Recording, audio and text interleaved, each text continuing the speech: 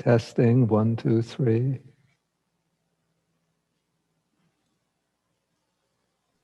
Yes, Bhante, we can hear you, Bhante. Pandami, Bhante. Testing. Yes, Bhante, we can hear you. Yeah, who is that? I'm Vaishali, Bhante. Oh, Vaishali. Yes, Bhante. Yeah, I could hear. Pandami, Bhante.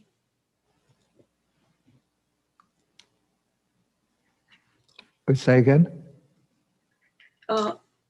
Bandami, Bhante, we can hear you. They hear me. Okay. Yes, Bhante.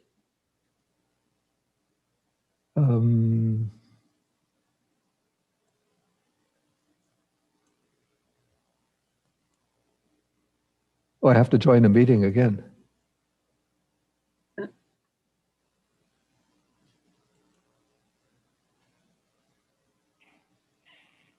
Yes, Bhante.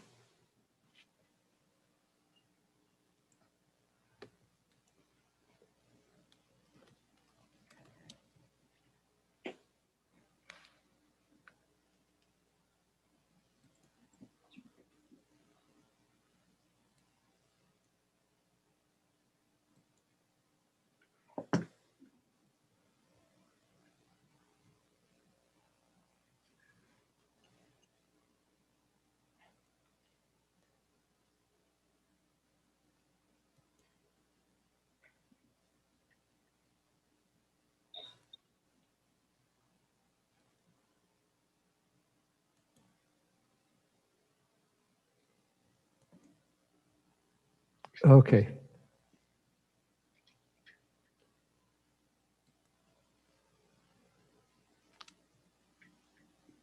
Okay. Are they hearing me now? Yes, Bhante. Okay. Okay, so we can start the afternoon session.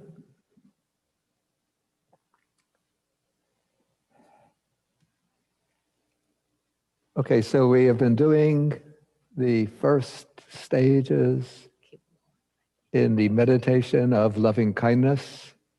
And so the way we do this is, maybe we call this the intersection of two factors, the two elements of the loving kindness meditation. One are the recipients of loving kindness.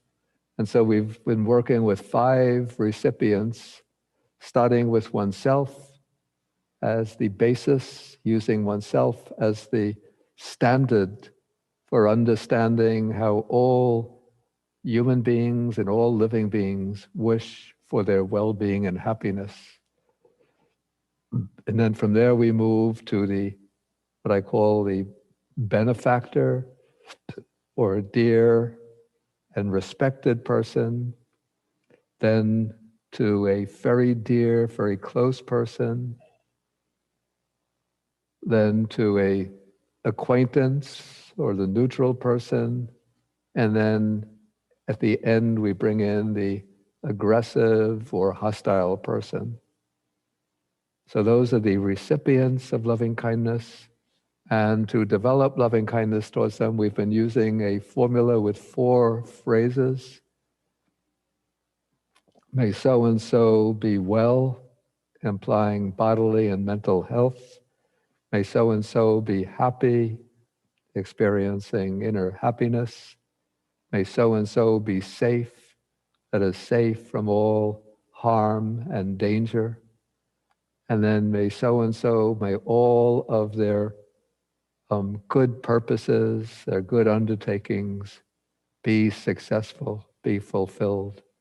And so we've been applying these 4 terms to each of the recipients, using the terms or the phrases as tools or devices for generating the feeling that corresponds to the words. So that is basically the method in a nutshell. So I ask whether there's any practical questions that have come up through these sessions. And again, only practical questions, no theoretical questions. Excuse me, Bhante, this is Jane. We Yeah. had 2 emails come in yesterday afternoon with questions. So I'm not sure if you would like to take them today. Sorry, if they relate to the Buddha Nusati? Yes. Yeah, now we finish with that. Okay, thank you. Sorry. Let's see what we have on the metta. Okay, Malati.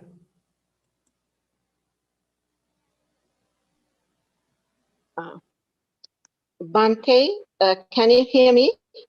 Yes, yeah. I want to, when I'm meditating on the 5 persons, I automatically go into, not myself, but the benefactor and a dear person especially. When I'm meditating, There's a better headphone that I can use. Okay, go. I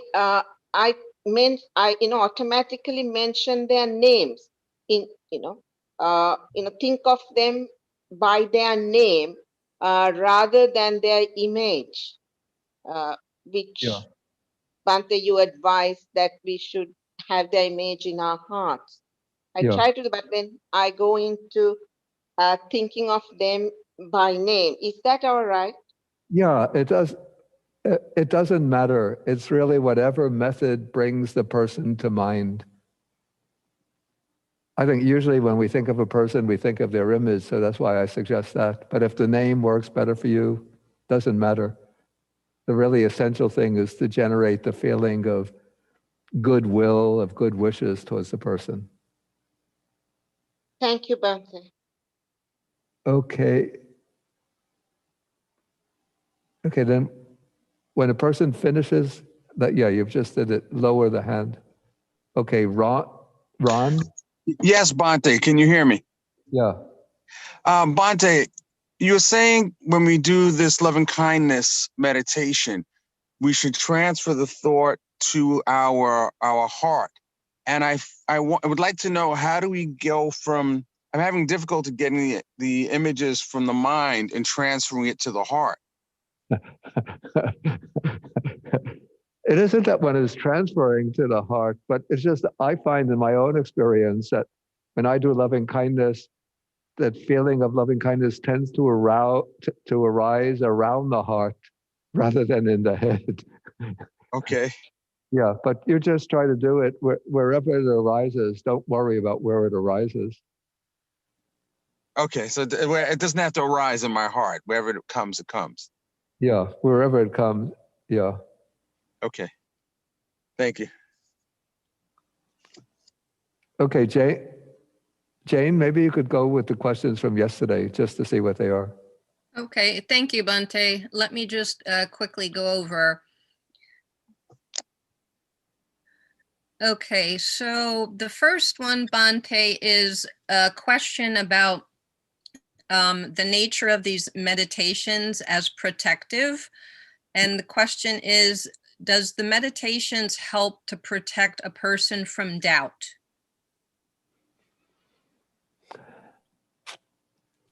Well, I would say that the recollection of the Buddha instills it helps to straighten one's confidence in the Buddha. So it doesn't mean that doubt won't arise, but to the extent that one reflects on the Buddha's qualities and that strengthens the trust or confidence, it would give one some incentive for not letting oneself be overcome by doubt and not letting oneself be blocked in one's practice and progress by doubt. Because now one has this trust, one admires, esteems, and venerates the Buddha's qualities, and so one is willing to make the effort to practice even if doubts arise, because one has at least a stronger confidence in the Buddha. And of course, it's natural for doubts to arise. That could be a healthy sign that one is not just following along with blind faith. So when doubt arises, then it's helpful to investigate what are the issues about which one has doubt in order to clarify one's understanding. So in this way, one has to develop faith or trust and clear understanding together in conjunction. Thank you, Bhante. And the second question? Yes, so this is a more general question. So I'll summarize. So this person is stating the fact that there are available to us many different teachings of the Buddha because of modern media. And there's also so many people who are reading, listening, and practicing the Dhamma. So why is it then that we are reflecting on the historical Buddha, and why aren't we having any arahants or a living Buddha among us now?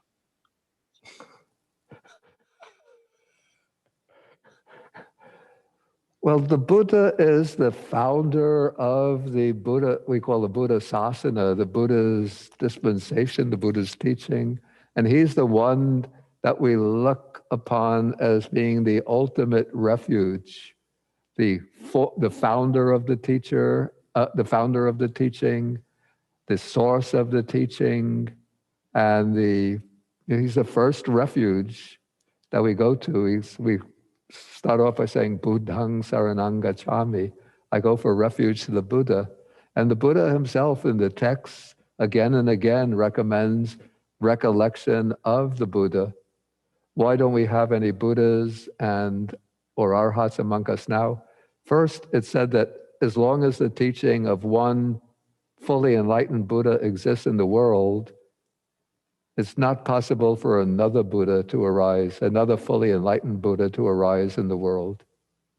Because one Buddha establishes his teaching, and as long as that teaching lasts, it said another Buddha doesn't arise.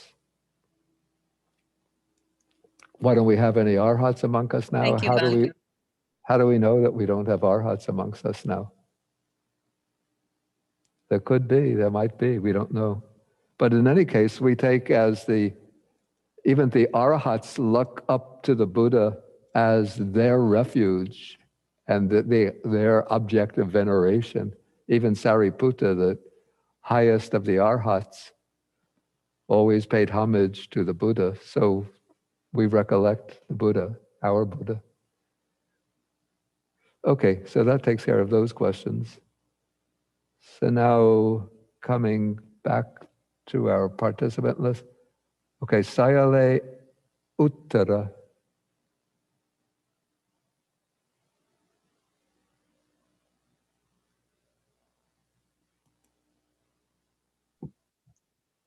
Yeah, thank you, Bhante. You say it's not appropriate to send metta to people that is already deceased. Is possible to explain a little more now or at some other point the reasons?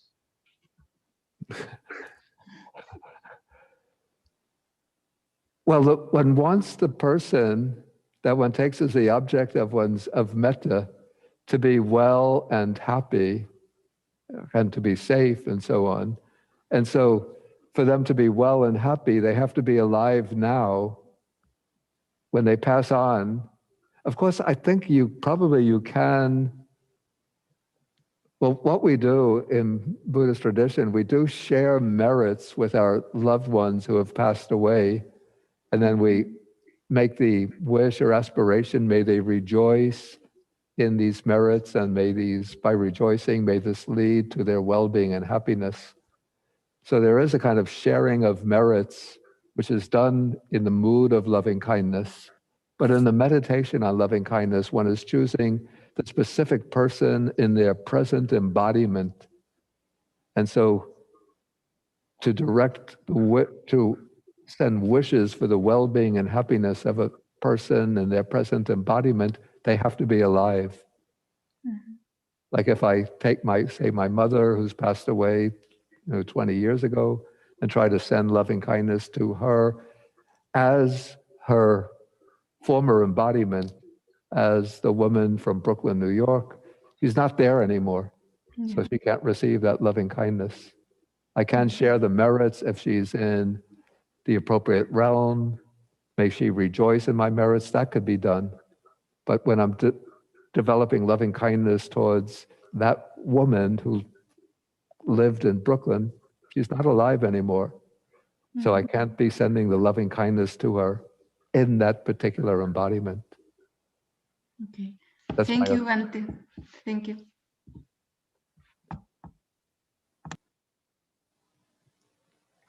Okay, we'll take Punika. Hello, Bante. Thank you for teaching this retreat. I have a question on the category of the hostile person. Yeah. Is there another category? Because I couldn't think of a hostile person that I didn't like or that I don't like. Yeah. So I didn't know who to use. So I used the person that I used to not like, but now I like. So I didn't think that was appropriate. So is there another category? There's no other category that I Oh, okay. All right. So maybe should I skip it? No, I think you Oh. could use that person that previously that you had hostile feeling to. It wasn't even hostile feelings. It's just I didn't like her behavior, but I didn't have any hostile feelings. So. Or anybody, even if it's a movie actor that you don't like, or a politician you don't like. Okay, but I shouldn't skip it. Bad guy who gets into the news. I don't know. You just have to think. Okay, all right, but I shouldn't skip it. Okay, Thank you. Tenzin Palyang. Unmute. Yeah, I can hear. Start video. Okay, here we go. Okay. Bante La, so glad to be here. My question has to do with metta for myself, ourselves. Yeah. Sometimes I do may I be well, and sometimes I do my name, may I Tenzin Palyang be well. And I notice that when I do there's a bit more grasping at myself. Yeah. And using my name seems to give me a little more detachment. I don't think cold, but I wonder if you have any comments. Yeah, I never thought of it from that angle, but it sounds like a good approach. If you bring up like more that detached, grasping free, loving kindness by using your name rather than may I, then proceed in that way. I'll try it myself and see how it works. But just it's really a matter of being practical, finding what works rather than having a kind of fixed rule that you have to follow.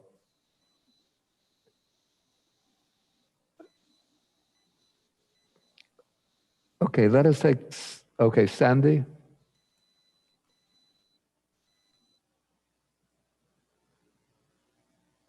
You unmute.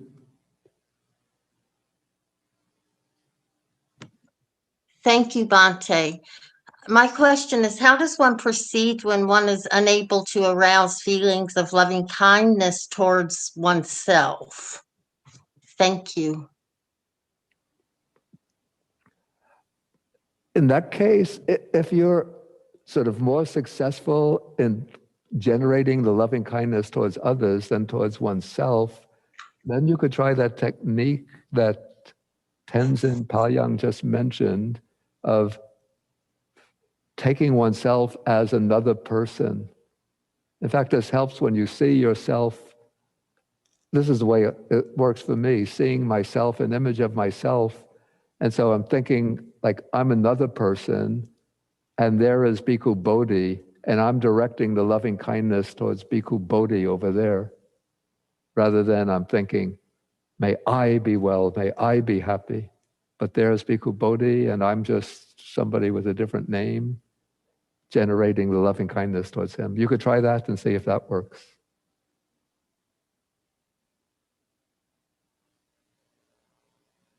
Okay, Dhammika? Hi. Thank you, Bhante. Can you Yeah, hear me? okay. Okay. I actually directed towards my younger self because it's the older me is much more complicated, and it's a 50-50. Sometimes I'm the person I hate. But number two, the respected one is somebody that we attribute respect to. Yeah. The third dear one is one we feel for. Yeah.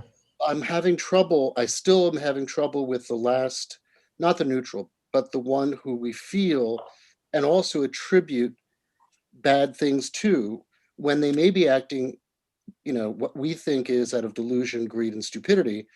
It could be that they're mentally ill, like the president. It could be that they have, there are good reasons why we're perceiving them to have attributes we feel are hostile. And so I'm wondering how you get around the issue of, I don't want to be hateful towards someone or think about someone as hateful. Can I just say, I think this person might be deluded, greedy, and stupid?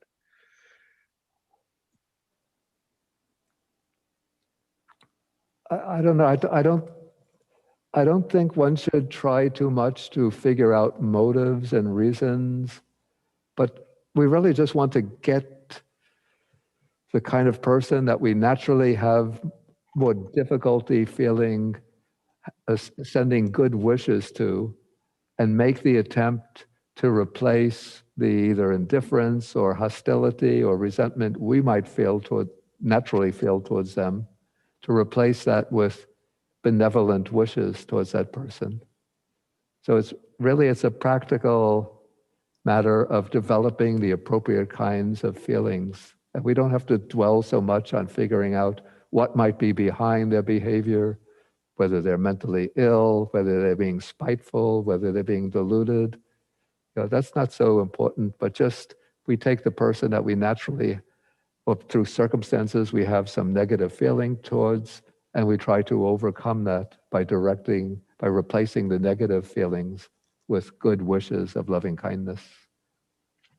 Thank you, Bhante.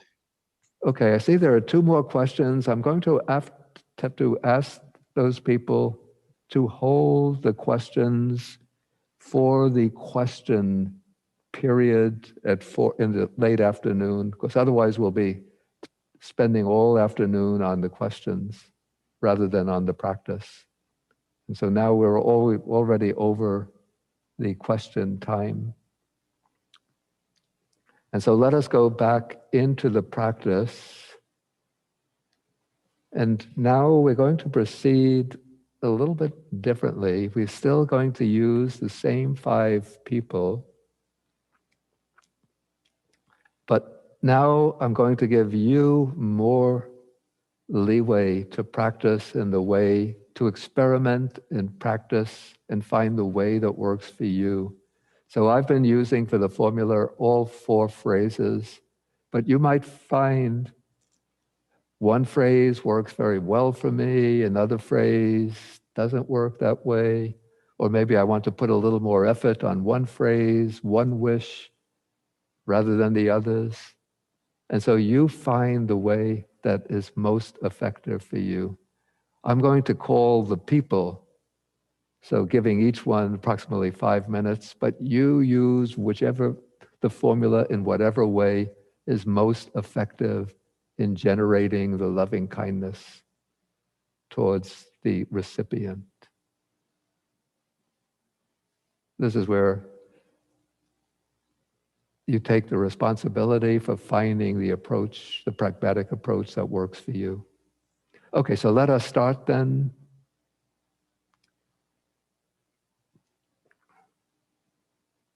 Okay, so take a comfortable sitting position.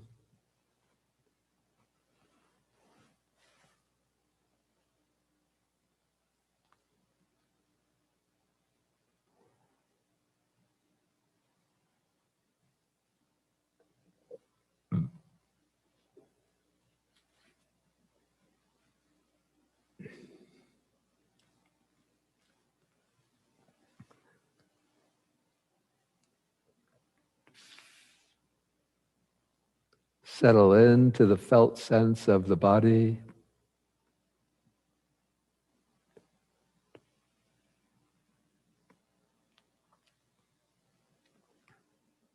Let the mind descend to the heart, region of the heart.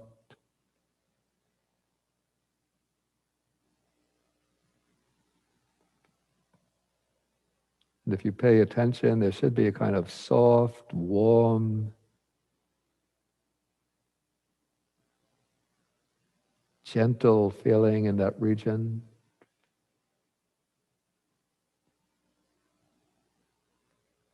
Okay, so we'll start with the generating loving kindness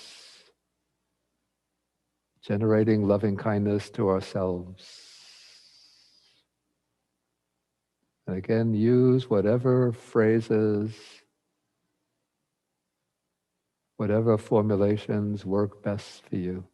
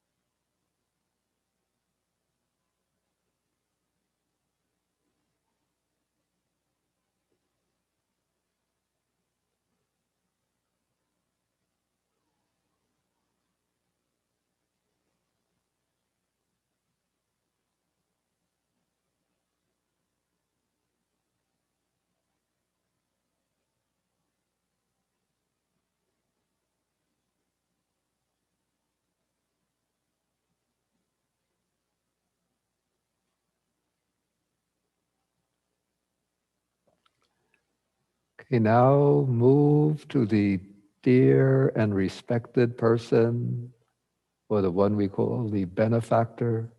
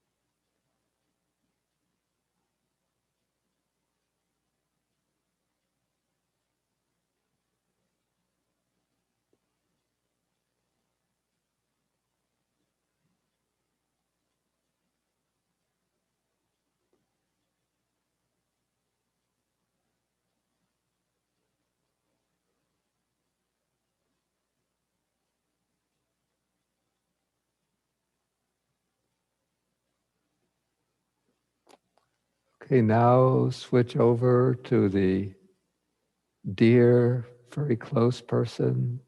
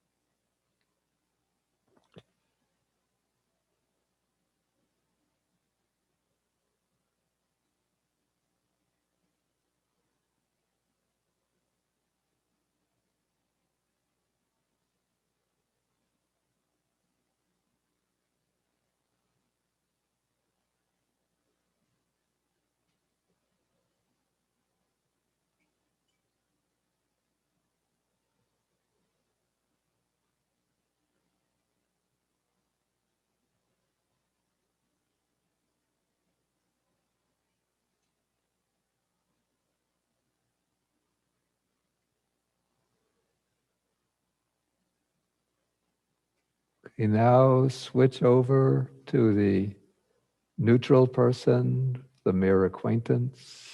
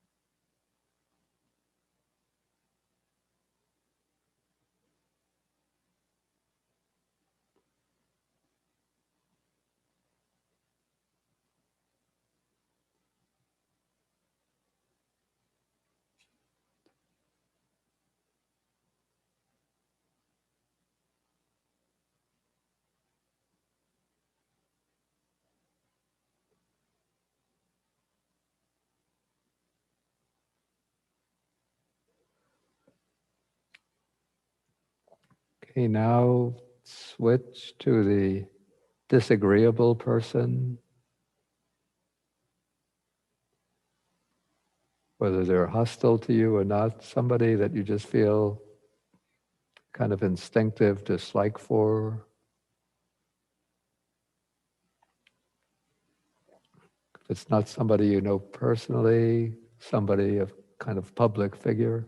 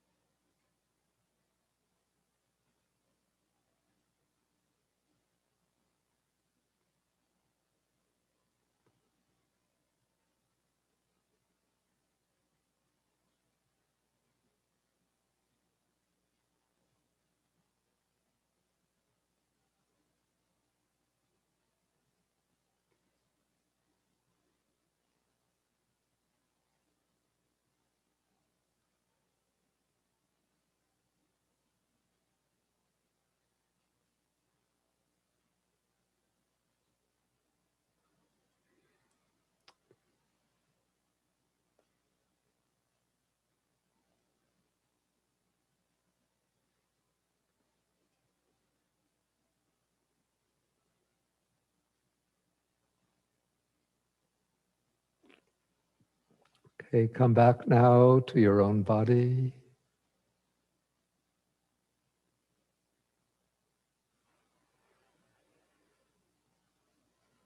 Take a few deep mindful breaths.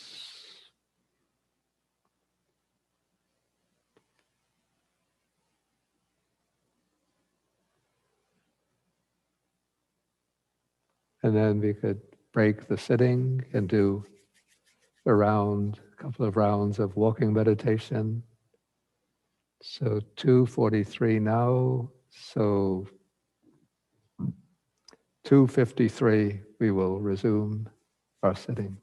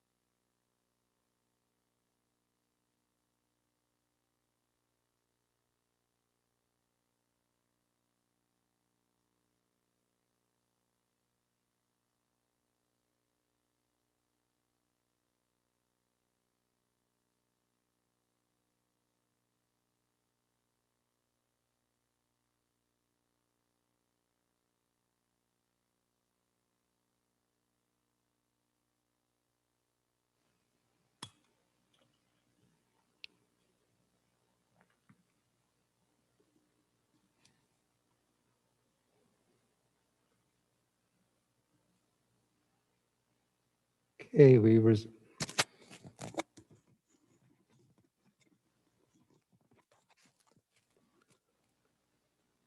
okay, we resume the practice in the same way.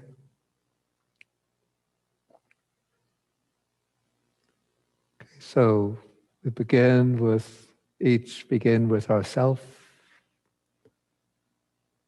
And again, use whatever phrases from the formula you find most effective. But if you find yourself getting confused, should I do this, should I do that, then just use all 4 phrases. But sometimes you might find that 1 phrase or 2 phrases help to generate the loving kindness, whereas the others are not so effective. In that case, just use the phrases that work best for you. Okay, so start with yourself.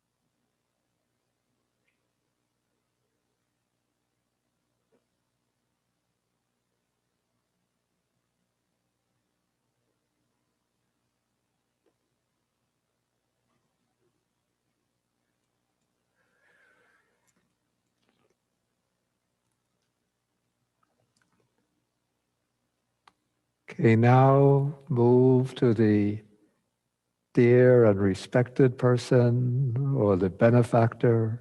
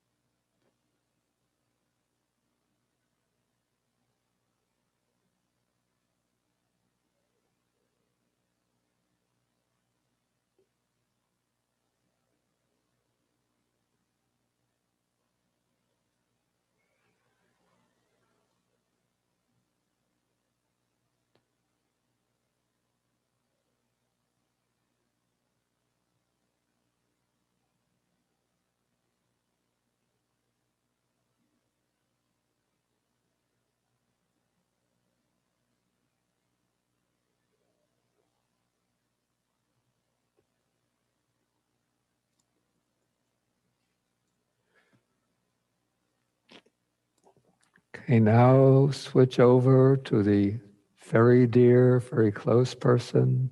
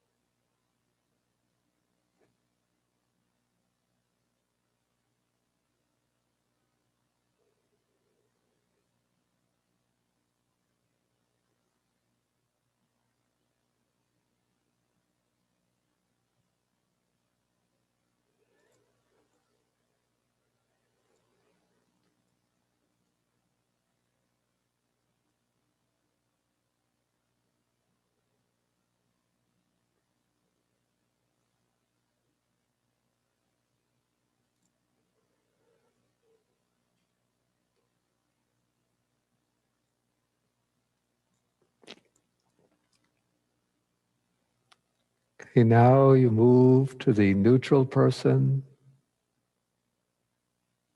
the mere acquaintance.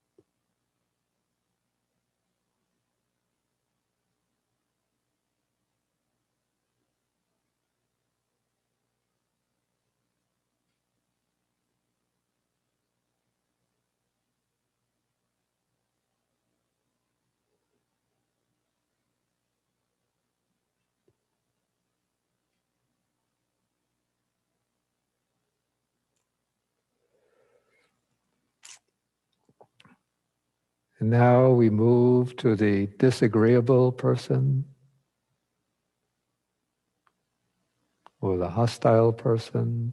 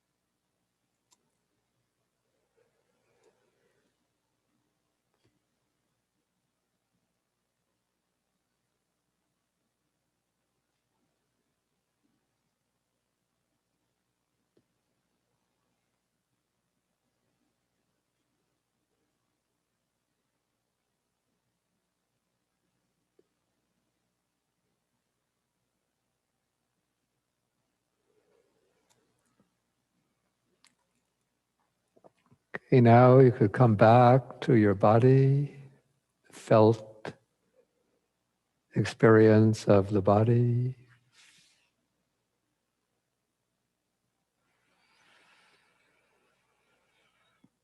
And take a few mindful in and out breaths.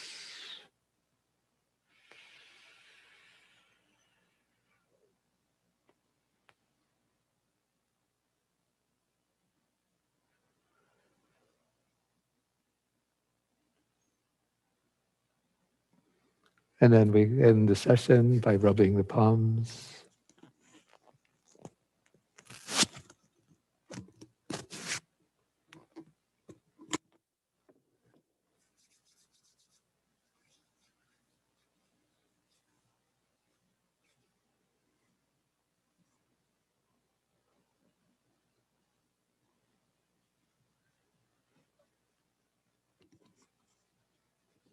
Okay, it's 3:15 now, so we'll take a 15-minute break and then we'll start again at 3:30.